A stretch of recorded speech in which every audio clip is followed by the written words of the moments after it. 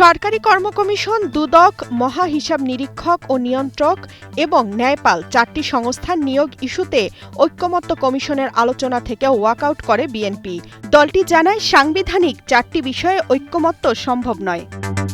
এ বিষয়ে বিএনপির স্থায়ী কমিটির সদস্য সালাউদ্দিন আহমেদ জানান, রাষ্ট্র পরিচালনার সাংবিধানিক প্রতিষ্ঠানগুলোর জবাবদিহিতা স্বচ্ছতা নিশ্চিত করতে শক্ত আইন করা দরকার। নির্বাহী বিভাগের যে দায়িত্ব এবং নির্বাহী বিভাগের যে জবাবদিহিতা, অ্যাকাউন্টেবিলিটি টু দি পার্লামেন্ট এবং অ্যাকাউন্টেবিলিটি টু দি পিপল, সেটা থাকবে, অথচ তার কাছে যথেষ্ট অথরিটি থাকবে না সরকার এবং রাষ্ট্র পরিচালনায়, সেটা ঠিক হবে না।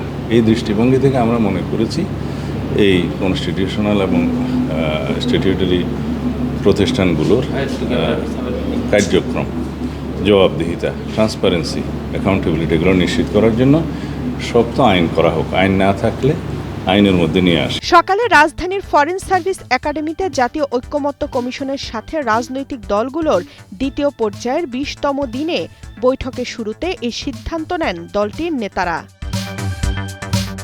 এদিকে জরুরি ফায়ার অ্যালার্ম বেজে ওঠায় ঐক্যমত্য কমিশনের আলোচনা আপাতত স্থগিত করা হয়েছে। বেরিয়ে গেছেন সবাই।